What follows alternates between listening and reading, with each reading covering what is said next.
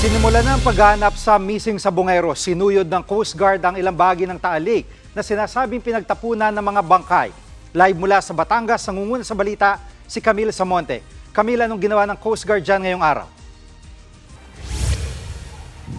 Yes, Gigi, pinuntahan nga ng mga diver at kasama ng ilang opisyal ng gobyerno itong palaisdaan na tinukoy na ground zero kung saan posibleng itinapo ng ilang bangkay ng mga nawawalang sabongero. Ayon kay DOJ Assistant Secretary Mico Clavano, technical site assessment yung kanilang ginawa muna bago nga gawin itong pagsisid ng mga diver. Ikinasa ito para ma-verify ang sinasabi ni Julie Patidongan o alias Totoy at iba pang informant na dito nga itinapon yung mga bangkay. Kailangan daw muna kasing suriin yung kondisyon ng tubig at kung gaano ito kalalim. Hindi rin daw kasi magiging madali ang paghahanap ng mga bangkay lalo't masama ang lagay ng panahon.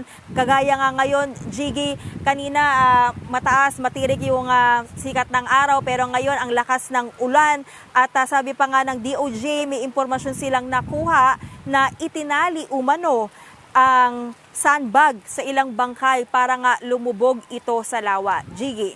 At Camille, kumpiyansa ba ang DOJ na makukuha pa ang labi ng mga nawawalang sabongero kung dyan nga sila tinapon sa Taal Lake?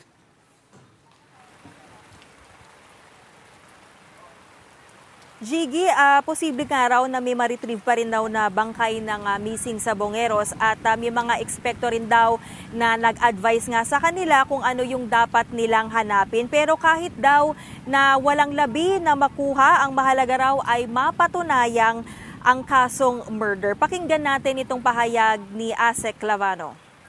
May mga nagsasabi po no na meron pa po tayong maabutan.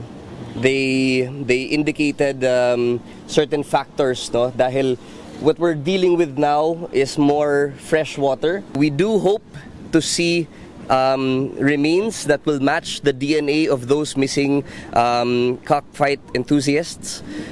However, even if we do not find the bodies, what we have to prove is the fact of death. No, that is what is important in a murder case.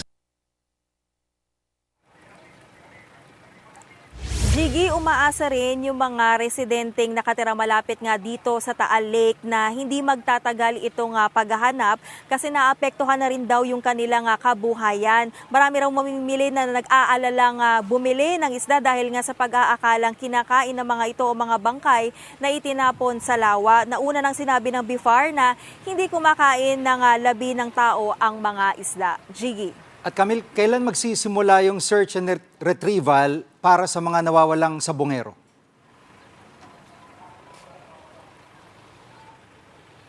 Gigi, kinumpirma nga ng PCG na bukas na magsisimula yung actual technical dive at yung search and retrieval operations kung magiging maganda yung lagay nga ng panahon. Kung ilan ang divers na sisisid, nakadepende pa rin daw yan sa lalim nga nitong lawa. Titignan din ng PCG kung pwede silang gumamit ng submersible drone at iba pang equipment para mas lalong mapadali yung paghahanap.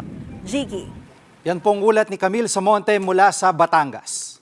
Mga kapatid, Gigi Manikad po, pagdating sa mahalagang balita sa loob at labas ng bansa, dapat una sa lahat, mag-follow at mag-subscribe na sa social media pages ng News 5.